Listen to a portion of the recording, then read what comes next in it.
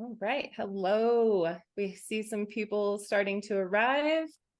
Thank you so much for joining us today. We have a lot to cover and very little time to do so. So I'm not going to waste any time. I'm going to go ahead and kick off our introductions. I'll introduce our main speakers, Ed and Bill, here in just a few minutes. But first, we want to meet all of you, our audience members. So if you can, find the chat button at the bottom of your screen and just send us a quick message. Let us know who you are, what company you're representing, and where in the country you are tuning in from. And while that's happening, I'll keep things rolling and do a quick introduction for myself. My name is Danielle Reha, and I'm the Content Marketing Manager at Team Engine, where we provide software to recruit, engage, and retain your on-the-go workforce.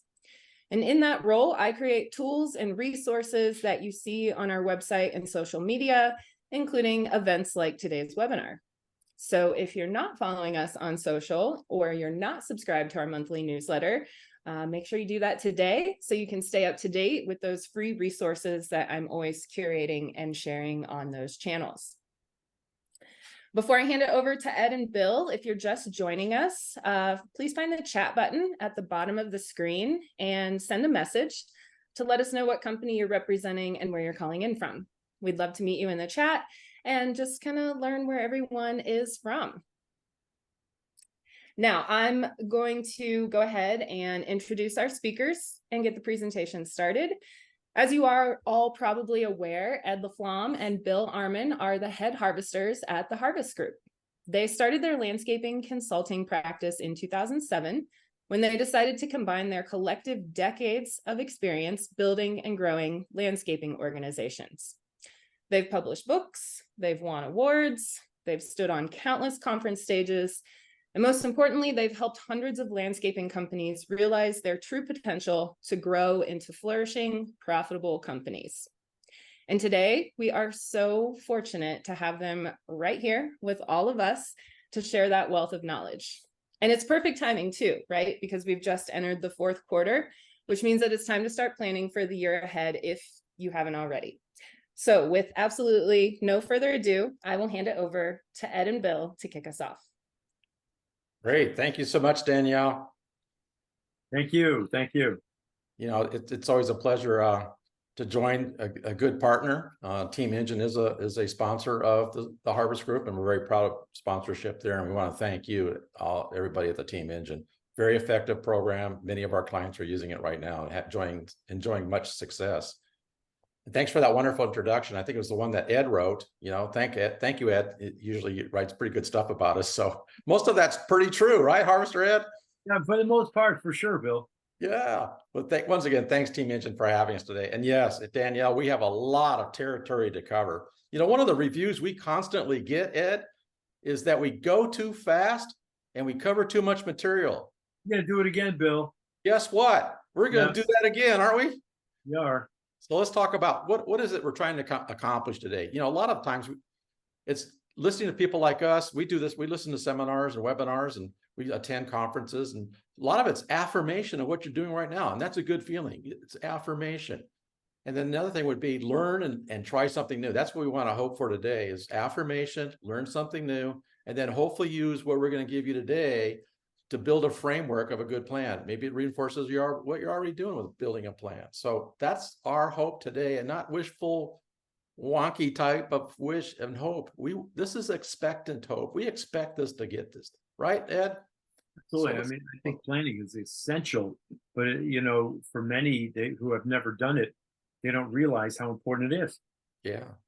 And just for those who are listening right now, we are recording this. This will be available, as well as the slideshow as well. So if you have that, and then we have some handouts that Danielle will make available. You see on the chat box, I think that's in there as well available for the handouts we have. So why in the heck do we plan? You know, there's lots of reasons why, and we're going to share with you some of the best ones. You know, I don't even know who this Antoine guy is, but is a goal without a plan is just a wish, you know. And I think he looks pretty serious, doesn't he? He looks like you with all the books behind him and everything like that. He must be a pretty smart guy. I still can't believe you pull that out of the internet and you're using it again. I can't believe it, but what he said is true. I did this all by myself. I didn't even use AI or anything. You know, I just had to go search for it like a old school, right? So, and by the way, none of this was AI. It was just Harvester Group folks, right? So, you know, have a roadmap. It shows you where your path is to success. You know, hopefully it provides inspiration and direction. We want to inspire people to aspire and maybe even perspire along the way, right, Harvester Ed? You got it. And it establishes measurable milestones and goals. What gets measured gets managed, what gets managed gets improved. We've heard that many times out there. Without a plan, it's hard to attract people. They're going to say, where are you going with this thing? Where's your vision? You know, it really helps with attracting people and retaining people. So that's part of your recruiting campaign, is having a good plan. And really the core of that is your culture, to just give you a clue on some of the things you need to work on. Focuses your efforts so you aren't just willy-nilly playing whack-a-mole like we all do at times, right? Things pop up. You know, we know how it works in the landscaping business. Believe me, Ed and I, between the Ed and I, literally have been in the business for over 100 years collectively. So from the business standpoint, stash your cash and your capital needs. It establishes that. Provides options. Sometimes, maybe a lot of times, nothing happens exactly the way you plan it, does it? That's just what reality is. So you may have some backup options. You know, say plan A, so there's 24 more letters, right? You know, to have options to that, but you stick with the basic, you can always make adjustments. It also helps with alignment. Boy, I tell you, the power of alignment in an organization is really powerful. Whenever people are in the same direction, they know where they're heading, they know their role in that part of success, and they're engaged in that, and they have a sense of ownership. Wow, get out of the way. And then we call a team. That's team building. As we said, it gets people engaged. They share responsibility and accountability. It's not just the owner or the key person driving the train. Everybody gets a piece of the pie and learns how to pull on that yoke evenly rather than just one person pulling on it. One of the things I've learned from doing plans, it helps avoid the repeat mistakes. I hate making mistakes. Don't you, Harvester Ed? Man. Yep. So if we aren't learning from our mistakes, that really is a mistake. That's an error of the highest degree. So that's how we learn. We learn mistakes and hopefully not repeat the big ones for sure, right? We learn our weaknesses and our strengths, not only for you, but for your competitors. So we can do some competitor recon on this as well. It also helps with marketing and sales strategy, right? What's the famous saying, Ed, on sales? Yeah, well, nothing happens without a sale, Bill. There you go. As Ed said, that's super. So exit succession planning as well. You know, if you're going to have an exit in your organization or exit your organization or merge, acquisition, all that kind of stuff, it helps with that as well. So ultimately, having a good plan is to achieve growth and grow it profitably. Those are the two ultimate measurements, is growing profitably, and a plan helps you accomplish that. Here's one. You know, plans are nothing. Planning is everything. I love that one. So that's General Eisenhower, President Eisenhower as well. Brian Tracy, I said, and I've seen this many times, every minute you spend planning saves 10 minutes in execution. So it gives you, look at 1,000% return on energy. So really, planning saves time. Even though it takes time to plan, every time you go planning, it saves an enormous amount of time moving forward. So ask yourselves right now, just quickly, if you're in a group right now or by yourself, I would write this down. Why should you plan? You know, well, we need to make more money, or we need to get better customers, or we need to do a better job of recruiting and retention of our people. You know, what areas need planning? Certainly people's going to be a big part of that. Harvester Ed, I'm Harvester Bill. What would be better if you did have a plan, right? So as Harvester Ed and I usually say on this plan thing, no plan, no way. You're just meandering about the planet with everybody else. And there's a lot of people out there meandering about it. So having a solid plan in place that is adjustable as you move forward will help you get to the place that you want to end up at. So why don't we plan? Okay, here's all the excuses we hear, right, Ed? Why don't we plan, Ed? Too busy, no time. I don't have time for this stuff. It's just monkey business. I'm busy. I'm busy. We do plans, but then we forget about them. You know, we kind of verbalize it. Okay, you go over here, and Harvester Ed, I want you to do that, and Harvester Bill, you're going to be doing that, and the next thing you got whack-a-mole, and off you go to the races. And we forget about them, right? Things are changing. aren't they? Isn't that the truth? I mean, we got electric vehicles, everything's going electric. We've got a recession kind of going in place. We got inflation happening. Interest rates are going up. How does that affect my business? Things are moving quickly. Even more important, the reasons why you should have a plan. We'd rather react than proact. It's just so much more fun. I just love this picture, right? This is so much fun, Harvester Ed. It's just more exciting. It just gets me. But look at and if we do put a plan in, we get it going. It's like visiting your grandkids or kids, and then send them off to camp. You know, it gets hot, and then they cool off pretty quick, right? So, and it happens with a plan as well. So it gets real hot, then just cool off and disappear if you don't stick to it, right? I love this one. You know, we have a plan. We have a plan, Harvester Ed. It's called ready, fire at will, and then aim, right? And then usually what happens, you shoot yourself right in the foot.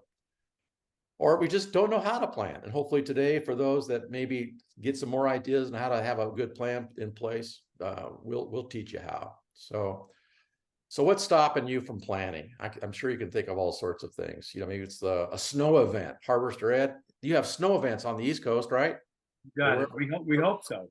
Yeah, all we have on the West Coast are shaved ice, and that's about it. You know, maybe a snow cone here and there. But so what stopped you from planning? What's the barriers? You know, you need to decide what those are and remove those. Oh, I like this one, old Benjamin, right? You know, there's a reason he's on a $100 bill, right? So you can't plow a field simply by turning it over in your mind. I like that. That's pretty earthy, right, Harvester Ed? That's a good Harvester quote if you've ever seen one. So we're going to go today. We're going to talk about 6 steps for building a plan. We're going to walk you through this. We're not going to walk you through. We're going to run you through these. So hang on tight. You can take a couple notes here and there. I would highly recommend it. We've got some handouts for you to show you how to build the plan, to fill in some of these things we're going over today. So we're going to move pretty quick. So hang on tight. So let's go through one. I'll head up step number 1. What do you think, Harvester Ed? You know, yeah, that's fun. Keep it going. Chirp in. And Ed's promised me to use his stories, which are very well crafted, but he's going to shorten them up just a little bit on some of his storytelling today. So you need to get prepared to have a plan. You just don't say, okay, let's meet tomorrow morning and have a plan, right? So as Abraham Lincoln would say, you know, even before I go down and chop out a tree, I'm going to spend a couple hours to figure it out and sharpen the axe so that it will work beautifully. So you need to have a plan. So first thing would be, when are you going to have them? You know, and there's a lot of discussion here when to have them, Harvester Ed. Some of them, you know, because I'm a fiscal year person. I like fiscal years, and most fiscal years are calendar years. And I like to do the plan and have it before the fiscal year begins. Sometimes that doesn't work out for you. In fact, where I came from, where I worked at a large corporation called Valley Crest for almost 30 years, we did our planning in December, or first week of December every year, even though our fiscal year started May 1 of all crazy start dates. But we did it because that was a time it got quieter in the West Coast, and we could really think. And we went off campus. You know, we talk about where. So when we would suggest before your fiscal year, maybe a month or 2 before your fiscal year, maybe like now, October, November. What are you saying, Ed? At least 2. Yeah, at least 2 months. 2 months ahead of your fiscal year, at least, yeah. This would be a good time. October, beginning of November. Yeah. Yeah. Who's going to attend? This is a tough one because sometimes people get put out. If I didn't get invited, why didn't I get invited? You know, so it's a pretty tough decision sometimes. Certainly, you want your core leadership to be there. Owners would be good, right? Your key operations manager, maybe your sales manager or salesperson, your head of admin. You know, pick maybe your top supervisor or account manager, but you need to pick that and be careful and be cognizant that it could offend some other people. So explain who goes and why they go. Where to hold them. We recommend doing it off campus, not on campus, because you're just going to get interrupted. We suggest, and often Ed would tell the story of, you know, hold a planning session at a place where one of your clients has. Maybe it's the clubhouse at the HOA. Maybe it's a restaurant in the back room. If you take care of hotels, you know, try to do business with people that do business with you. So that's our recommendation: off campus, and hopefully a location that's quiet, on, you know, not a lot of interruptions. You get focused. How long should it be? Well, Harvester Ed, you know, here's Harvester Ed's spin on it. Ed, tell us about this 1% rule in your book. The 1% rule is that I think that everybody should spend at least 1% of their time planning the other 99%. What do you think? So that comes out to, if you look at a year, that comes out to about 3 days. 1% is about 3 days. And what I used to do is spend 2 days in the winter and 1 day in the summer. Now, of course, I had a larger company. So maybe if your company's not as large, you could probably do it in 1 day, in the winter time, just take 1 day, set it aside for planning, or maybe 2 half days, and then at least another half day in the summertime to see how you're doing. Yeah, when we did it, we would arrive in the afternoon before the day we did most of the planning, and we review our book that we put together with the surveys from our employees, surveys from our customers, financial information, all the data and information that we need to know to put the plan together. So we broke bread that evening before, read the book, we call it, and then we get prepared for the next day. We had a facilitator, we'll talk about that the next day. Then we spent maybe a half a day summarizing and assigning the champions. So that was a bigger company, of course, so that was like almost a 2.5 day process. So here's a question. Do you have a facilitated or not facilitated? We recommend, depending on the size of your company, there's lots of local sources. You can go to SCORE, that's a retirement area. People retire and they volunteer. So it's a good pricing if you don't have the funds to do that. I'm sure you can find a volunteer at SCORE. You can look at your local SHRM. That's the Society of Human Resource Management. They have a lot of qualified people in your territory that can help facilitate it. Or you can have Harvester do it for it. We do these for many people all year round. We're going into planning season right now, so we have 2 or 3 booked out right now. So we recommend facilitating it because it is keeping order, keep herding all the cats, and people get all excited and get all sorts of fun things happen at these planning meetings, don't they, Harvester Ed? Yeah, I was in business over 15 years before I had a planning session. And, just like a lot of you out there, I didn't know how to do it. So I brought a professional consultant in, and then we created a format before he came. And then he facilitated the sessions. And actually, we went 2 days, 2 full days. And we had a dinner in between. It was at a restaurant, Bill.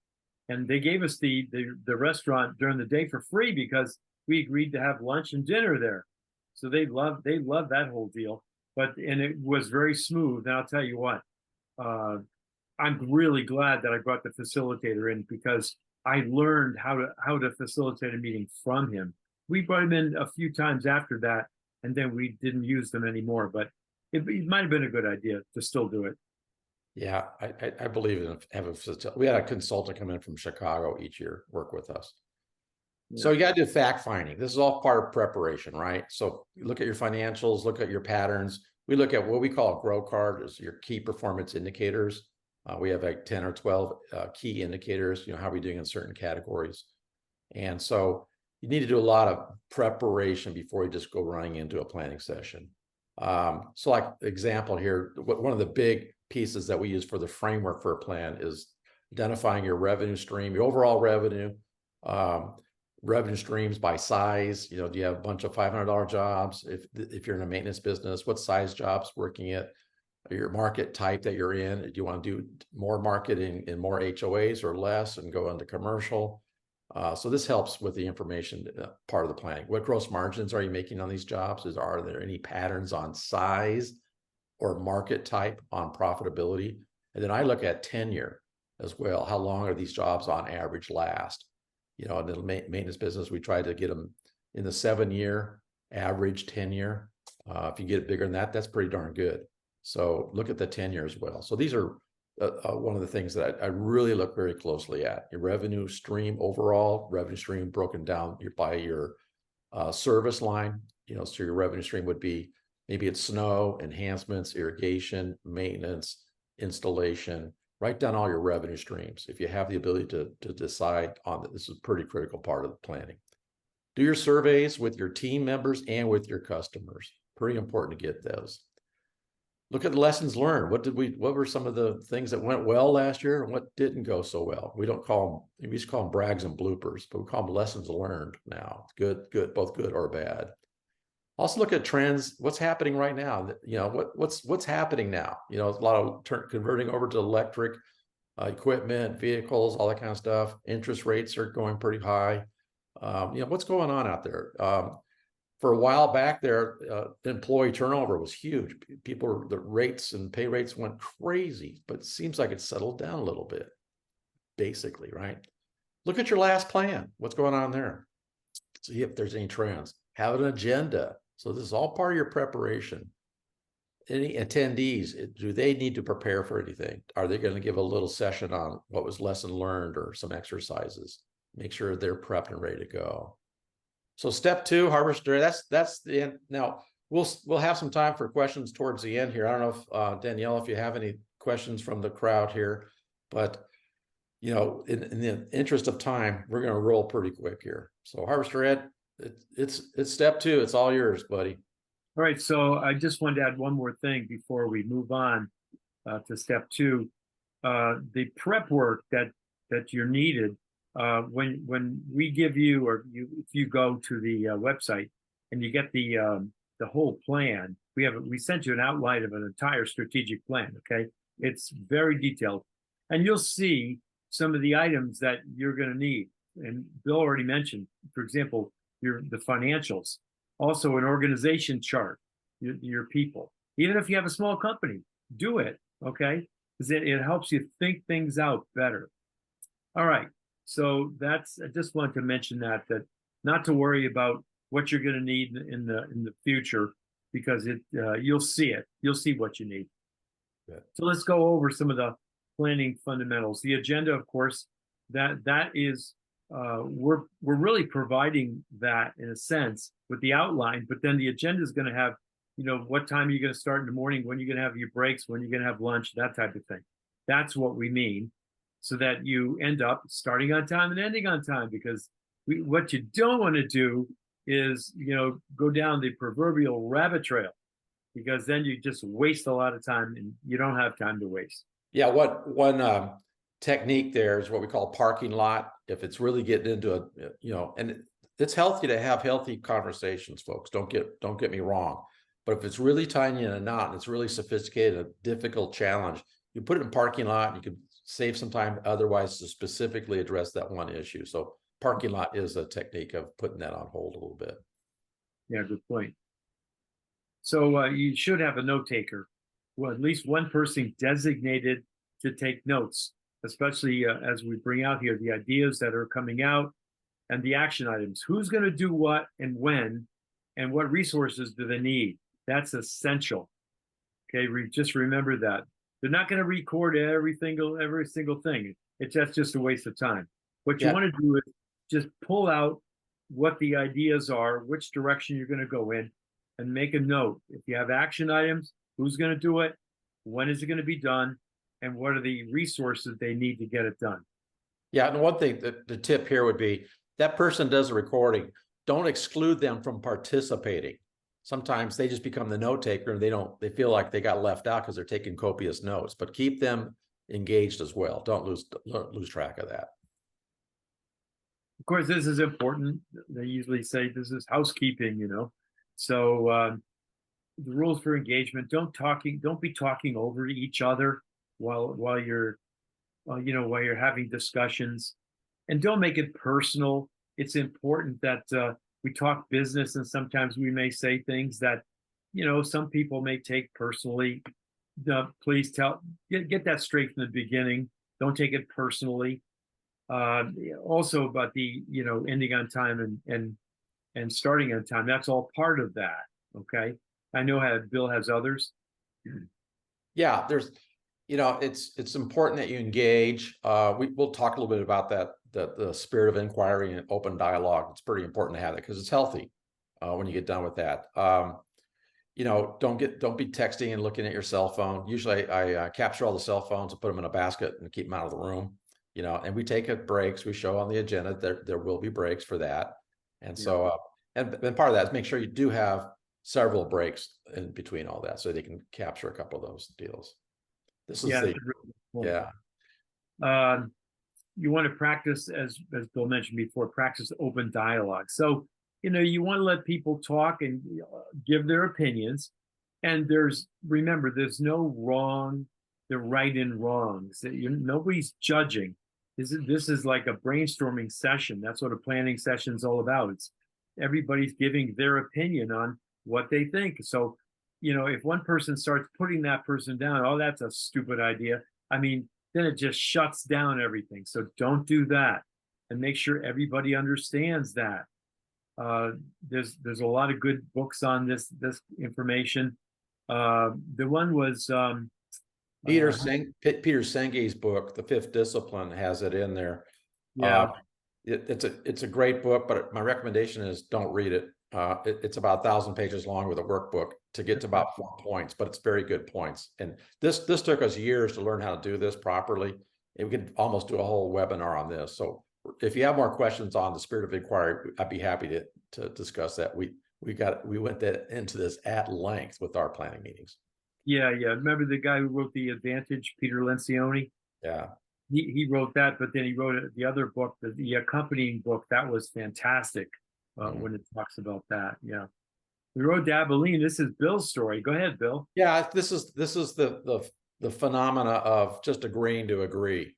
Okay, yeah, you just kind of surrender. And then afterwards you're kind of going, well, what do you mean? We're going to do that? It's just we're going to go that. It's a whole, if you look it up on you Google it up, you look at YouTube, there's a whole session on this, on your organization taking the road to Abilene. It's just giving up, just okay, let's just do that. But you don't really mean it. Okay, so it's pretty complex, but take a look at it if you can. It's a very good little video.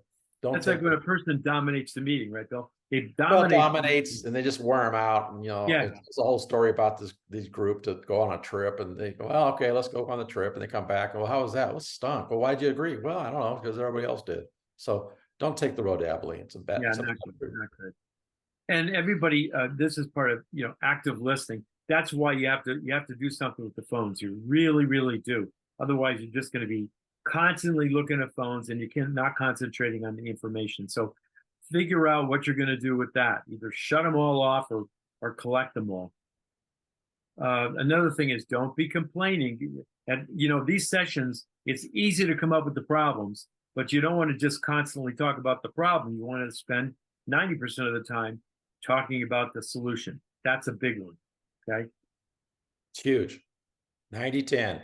Don't just keep whining about it 90% of the time. Spend only 10% whining about it, 90% fixing it. Yep. And then of course you want to have consensus building. So if someone comes up with an idea and you want to discuss it, and you have time to do that, if it's too big, like Bill said, you could park it, and then you could have a separate meeting on that. But if it's something you think you could really figure out in a few minutes just by everybody talking it out and participating, then it would be worthwhile to do that. The chairman of the meeting should really be deciding that, whether it makes sense to go on or not. And that's where this part comes in, deciding the top high level the priorities, which ones you really should be talking about and which ones you shouldn't, because you could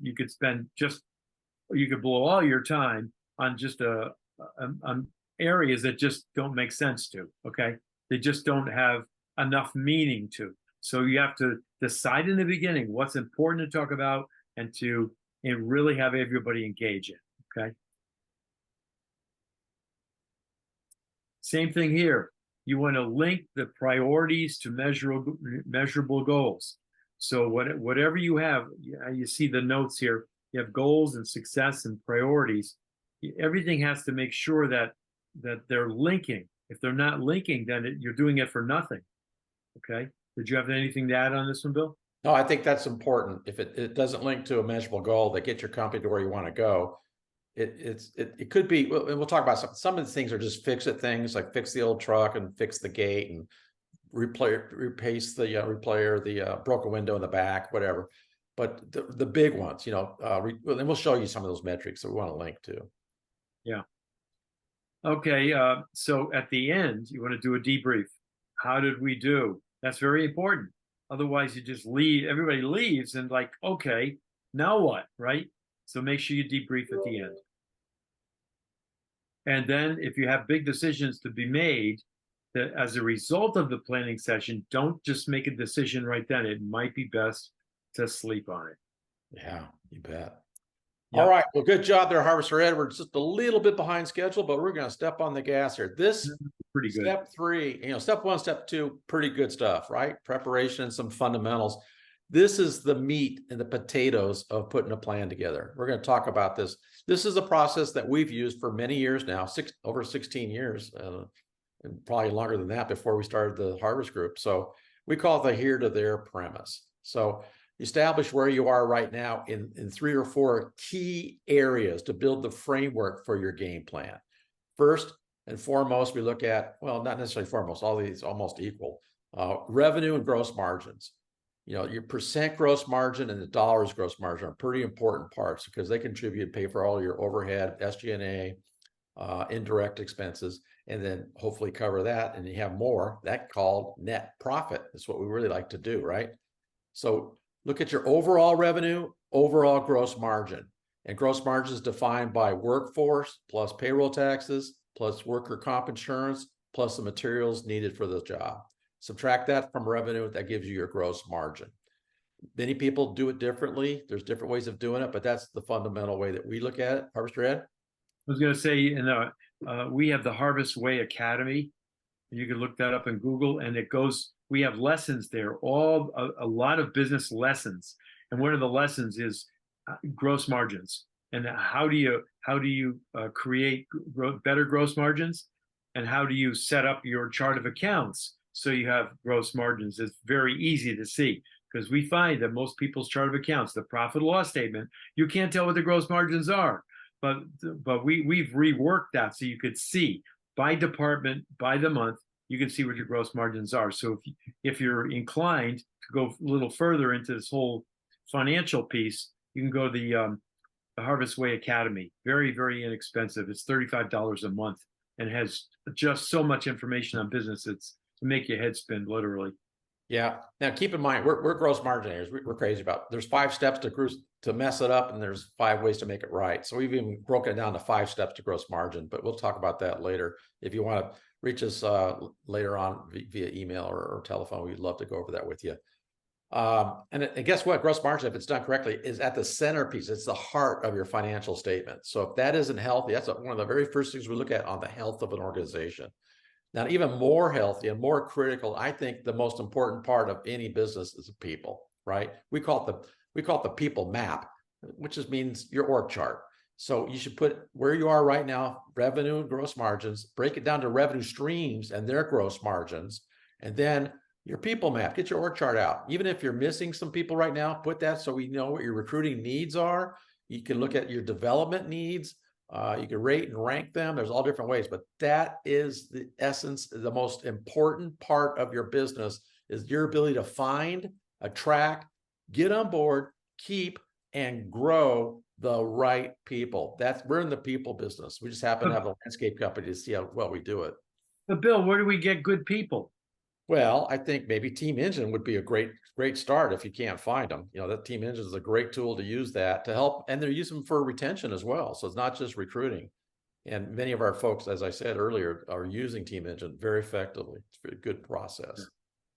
So the next piece of this, the trifecta, you got the revenue and gross margin, you got the people thing, is really the key metrics. So we look at key metrics as these are some of the big ones. Revenue, you want to see your growth on revenue, you want to see your gross margin.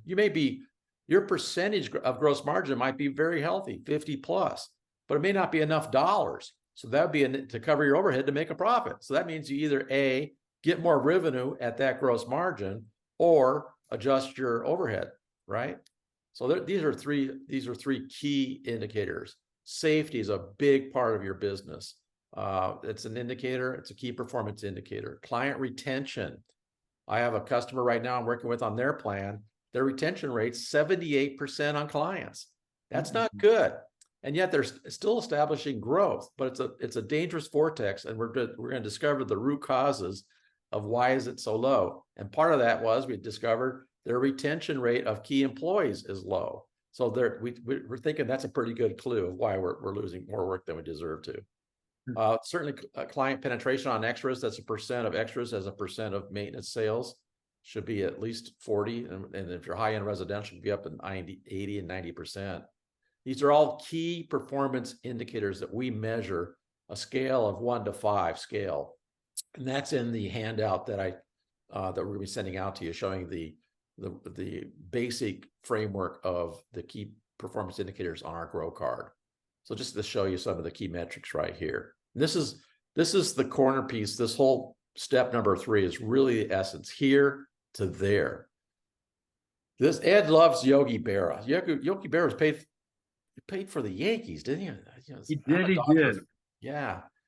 And this is a famous one. If you don't know where you're going, you might end up somewhere else. Boy, isn't that the truth? And you probably will if you don't have a good plan. So now we've established where we are now here. Then you got to project out. We usually use 3 years. Some companies use 5, and there's even recommendations to go big, go 10, 20 years out. I think that's wonderful. You know, that's wonderful. But the day-to-day making it happen, I like a 3-year plan myself. So then you say, okay, here's where we are now, and let's project where we want to be there. Same thing. Where do you want to be on revenue? What's going to require to have the people? This establishes your needs for the future for people recruiting. And then you look at you go through your metrics that you want to improve on. You may be rating yourself a 1 or a 2, which is not very good, by the way. We call 3 meets objective, 4 is above, and 5 is outstanding. And so rate yourself 1 to 5 in each of the key metrics that you have right now. So there it is, folks. That's the framework. Man, if I had a camera, I think I'd take a picture of this one. But here's where you are: revenue, gross margin, people map, and key metrics. This builds like building your house right here. These are the 2 frameworks right here. So here's where you are now. Here's where you're shooting to become. So you need to define each of those and where you want to. So everything in between there is really your plan to get there, parts of it. So year 1, 2, and 3. You know where you're going to end up in 3 years from now. Wow, that was pretty quick, Arthur. That was a lot. That was a lot. But so, folks, even if you have a small company, you know, even if you had 3 or 4 people to meet and just review these points, that's the key. There's more. It's actually it's as important to go through the planning process as the plan is itself when you get to the end, because that planning process brings you together, puts you on the same page, and helps you investigate. So the point is, what are we going to cover? Right? Well, we're going to cover the key elements of the plan. Number 1, culture. That's number 1. You know, a lot is being talked about lately about culture, your vision, mission, core values, and success behaviors. If you don't have those, you better put it pretty high in your list to get those done. Again, that book I was telling you about is Patrick Lencioni, and the book is called The Advantage. And that talks about vision, mission, core values. And there's tons of information on the internet, as well as the harvesters. All right, so you're going to talk about marketing and sales. You know, what direction are you going to be going in the next year, 2, 3 years? Okay, what direction in marketing? What type of customer are you going to go after, and how are you going to get them? How are you going to sell them? Are you going to hire a salesperson? Are you going to do the sales? You know exactly how that's going to happen. That gets discussed and talked about, and decisions are made. Same thing with customers. What type of customers are you going at? Are you residential or commercial? If you're residential, are you going to be going after high-end, very high-end residential? And how are you going to do that? Same thing with if you're in commercial, it's the same thing. What parts of the commercial departments you going after, Bill? Yeah, customers. There's a great saying. I can't remember who said it, but the customer is always right, but you may not always have the right customer. Does that ring a bell for most of you? Yeah, we all have them, right? So during your planning session, you know, part of that might be exiting in a professional manner some of the customers that no longer are truly a fit for you. And it's better to do that than drag them along. Even some of them, you might be even making money on them, but they're the wrong customer, wrong location. They just beat up our people too much. They expect too much. They drain you. So keep that in mind as well. Yeah, and that could be part of of another separate meeting of talk about your customers. You could talk about it briefly in your planning session, but then you may want to bring that to a separate meeting. That's a big topic, as Bill was just describing.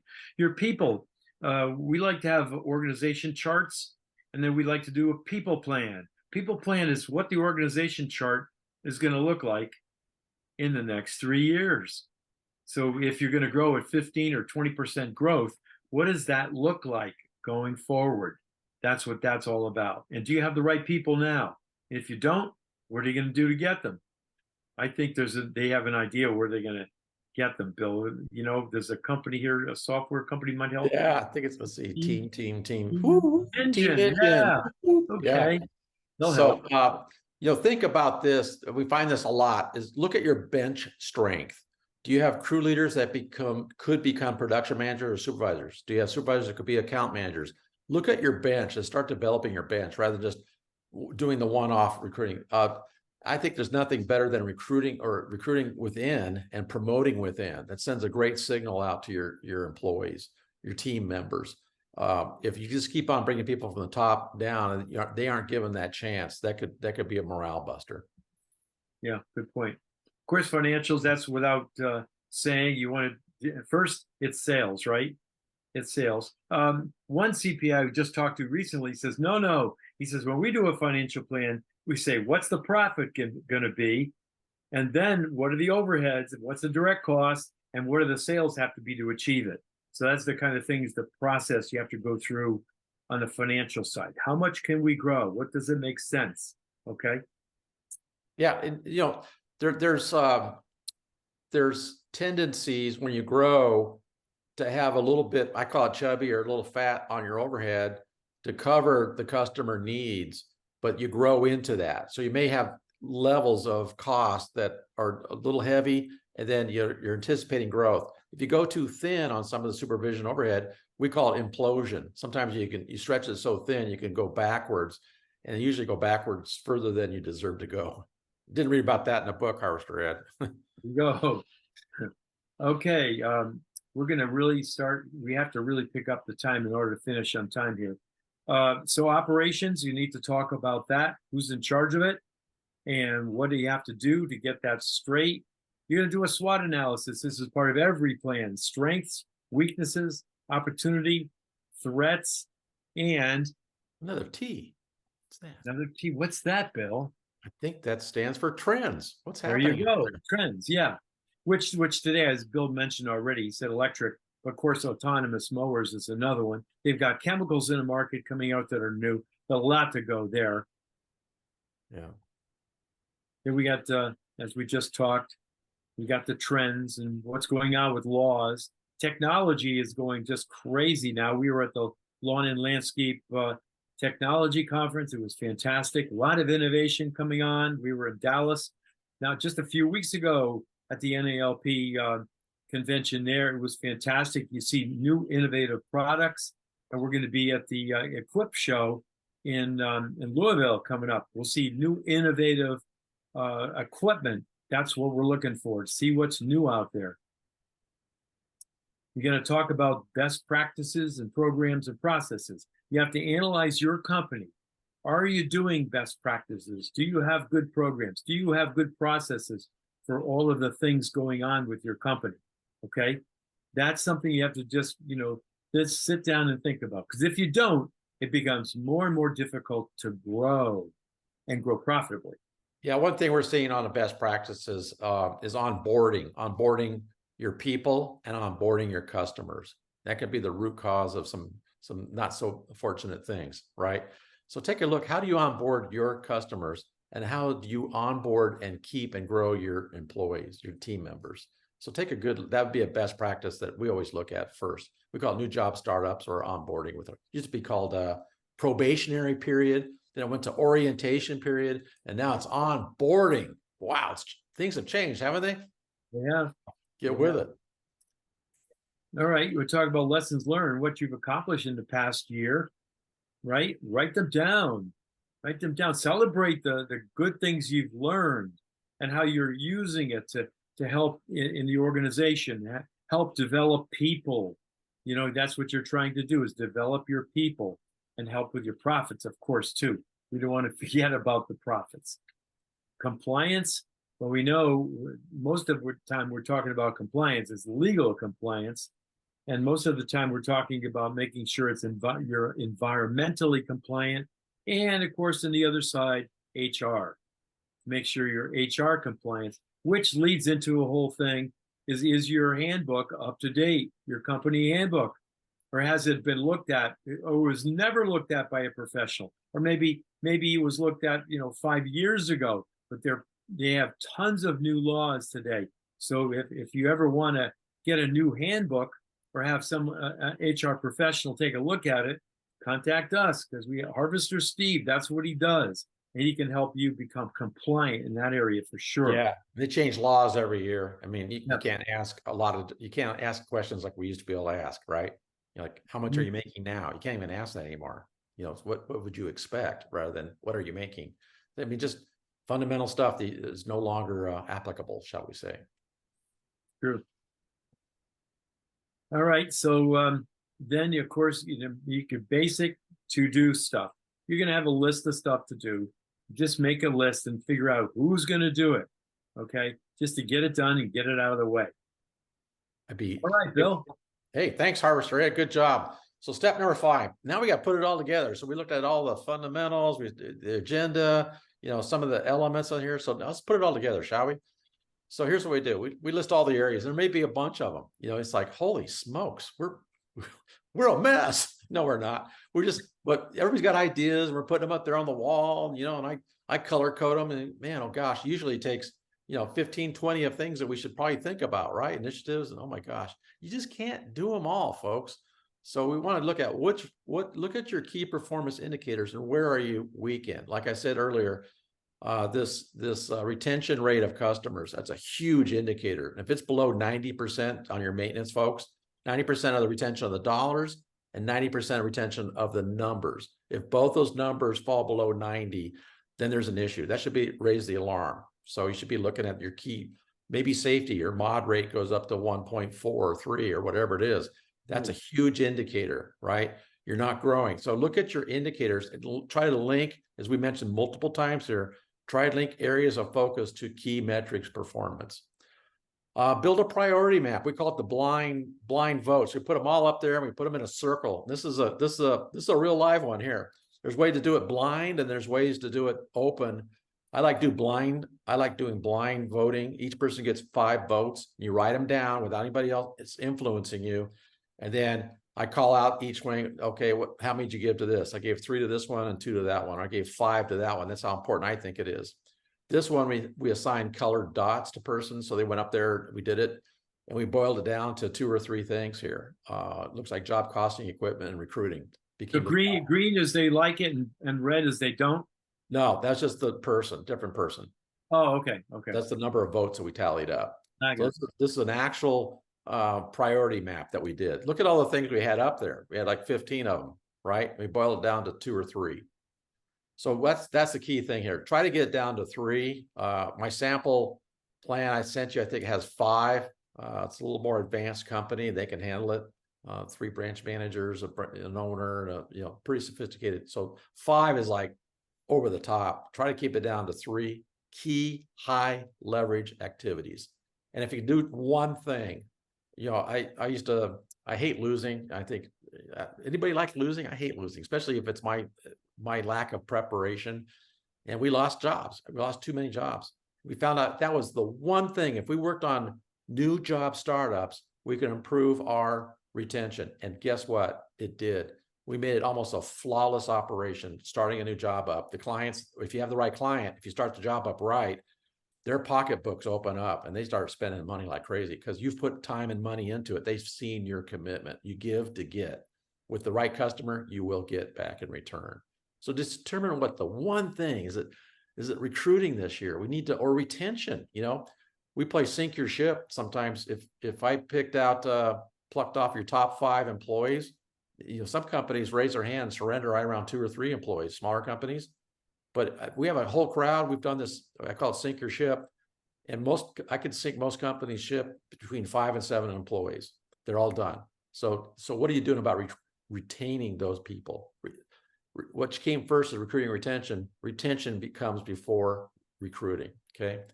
So then you have 2 or 3 secondary areas. You want to focus, Ed? You had a comment? No, go ahead. Okay.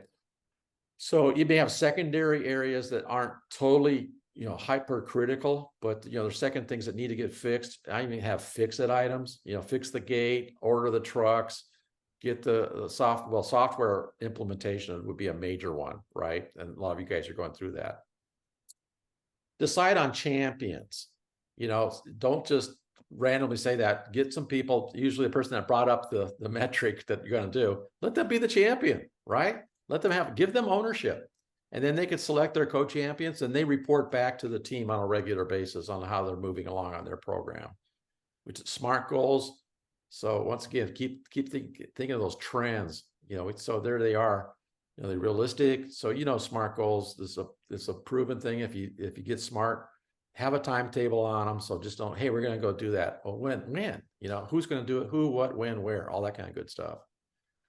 So have time and measurable milestones, so are we going to improve our retention rate up to, you're not going to go to 90 the first year, probably 85, and then next year, maybe it's 90, but have good, solid, measurable milestones. Then talk about the sequence. What order are you going to be doing these in? It's pretty important. What has priority and who's going to do what and when, and in the right order. So we call that sequencing. By the way, that reminds me, job sequencing is a best practice that we like to use when you arrive on a job. Who does what in what order and how long does it take? And that usually saves anywhere from 2 to 5, as much as 5 gross margin points when people actually know what they're supposed to be doing, what order they're supposed to be doing it in, and how long it's supposed to take. Decide, we have some different milestones. Maybe there's some that are just really hot. They're critical. We call them critical. The next 30 days, we need to get this fixed. Maybe we need to go through all of our I-9 forms and make sure they're up to speed and we've got them all dialed in and they're filed correctly. That's pretty critical. That's a stop your boat in the water situation. So decide those things that are really critical to the business if you have those that are really very, very critical. Urgent within the next 90 days. So we're just giving you some examples of some time frames to put on some of the projects that you come up with or initiatives. These are pretty quick ones that are pretty urgent, usually fairly quick to fix, but are needed to fix. And then we look at important. Let's get these done over the next year, or at least implemented or framework built for these things.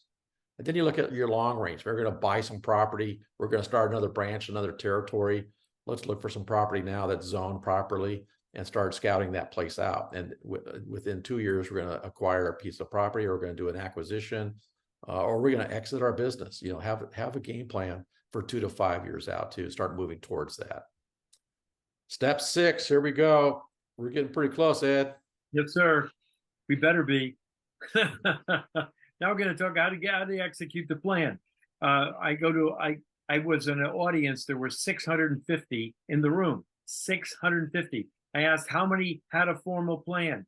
Raise your hands. We had 6 people. I said, thank you. 6 out of 650. Of the 6 people who raised their hand, I said, how many of you have looked at the plan in the last 6 months? 2. Yeah. So, you have to execute on the plan. Otherwise, it's kind of a waste of time, and you don't want to do that. Okay, here Peter Drucker, he's the guru that we all follow. Unless commitment is made, there's only promises and hopes, but no plans. We have to follow through. That's key. Great book that Harvester Ed sent me many years ago, The Daily Drucker. If you don't have that book, it's a great book, Daily Drucker. Yep, that was really good, really good. Okay, so the plan is in writing, of course, and what you want to do is have a playbook. In other words, you create a playbook, the results of it. Can follow the outline of what you're going to send you. That's probably the best. And you want to give it to the people that are a part of creating this plan, so they can see the result of it. Okay.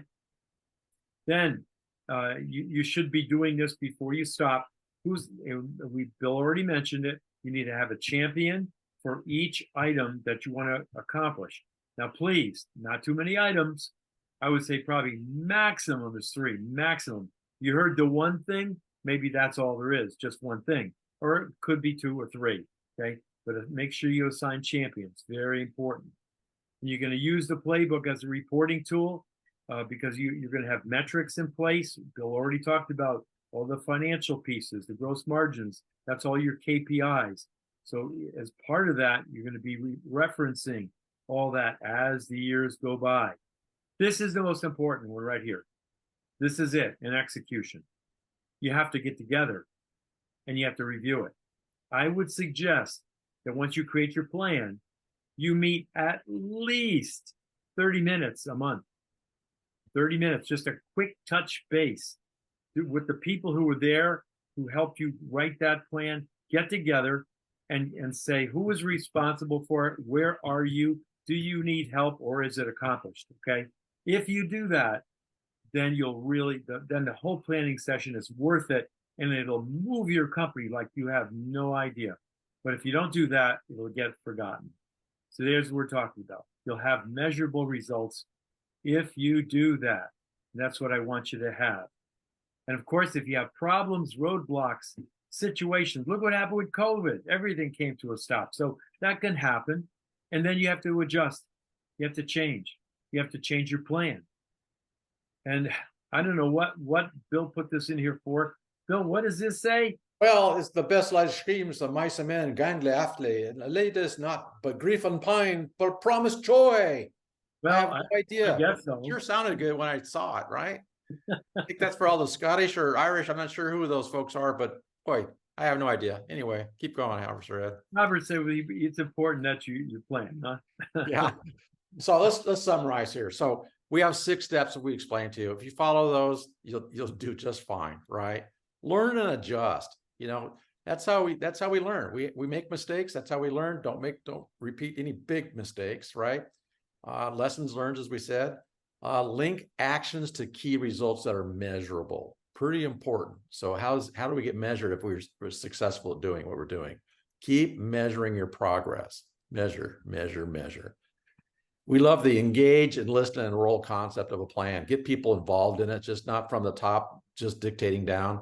You know, where you get people engaged and enlist, they have a sense of ownership and they're going to be participating better. Celebrate. Harvester Ed and I are pretty good at this if you haven't celebrated with us before, but we invite you to hopefully see you in Equip, and we'll show you the Louisville process of celebration. That's code for, I think, bourbon tasting. I'm not sure. So listen, our goal today was affirmation. Hopefully you affirmed several things. Hey, I've heard that one before, Harvester Bill and Harvester Ed. Well, that's good because now you're on the right path. Most importantly, we love to have you learned something and try something new that we brought to your attention today. And they got that framework. Don't forget the framework, the revenue, gross margin, people plan, and your KPIs. Once again, we want to thank Team Engine. Danielle, thanks for a great setup for this whole meeting. It sounds like we had over 100 people. Super duper, fabulous. We are certainly available. These are our email addresses. If you just drop us a line. I know we're running a little short on time here. Are there any short questions? Is there such a thing? I was gonna invite anybody who has any pressing, burning questions to throw those into the chats. Nothing came up while you were presenting. I think everyone was just fully enthralled in soaking up all the information that you brought today.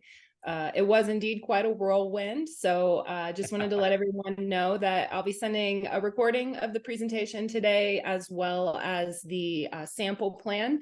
So you can get started with your own strategic plan, start putting into action the things that were discussed today. But yeah, as Bill and Ed both said, if you have additional questions or need some help as you start to dig into that, they are, of course, available to help and assist with that plan. Yeah. One final thing, Danielle, talk about planning. We have a webinar coming up on October 25th. For those of you that are listeners today that are planning an exit strategy or legacy transition to key employees or to your kids, or you're thinking about being acquired or acquiring companies, that this webinar is going to show you how to build a successful plan for exit strategy. So we certainly enjoyed everybody's company. Thanks for joining us today. I know we went too fast. We covered too much information. You don't need to put that down on the review, okay? Because we already know that one, right? Right, Harvester? Yes, we always do that. That's why they need to research, huh? Hey, Yeah. is there another minute, Danielle? Yeah, go for it. There's one other reference book. You can see I like books if you look behind me. There's another reference book I think that lends itself really well to this. It's called Execution: The Discipline of Getting Things Done. Execution: The Discipline of Getting Things Done by Larry Bossidy. Larry Bossidy. He was a very high level guy, and he's actually one of my clients. And he worked at General Electric at the world headquarters, and he worked right with Jack Welch, the CEO of GE. And I tell you, that book is like amazing on the execution side of once you got your plan together to make sure you're going to get it done. It's fantastic. So I think that might be you might want to put that book on your want to listen to or read list. Yeah, we'll be sure to call that out in the follow-up email, because it's like creating the plan, the work is only half, if not, if even that done, right? Like the really hard part is then, as you mentioned, to come back to it on a regular basis and make sure that you're actually executing. So we'll include that as a recommendation. Especially go to the Team Engine website and get our that strategic plan outlined. That'll be a big help. Yep, we'll include that in the follow-up as well. So yeah, thank you both for your time, sharing your knowledge with us, and to all of our listeners still on the call. Just about everyone who showed up at the beginning is still here, so thanks for being with us, and we'll see you next time. Have a good one. Everybody. See you guys. Bye.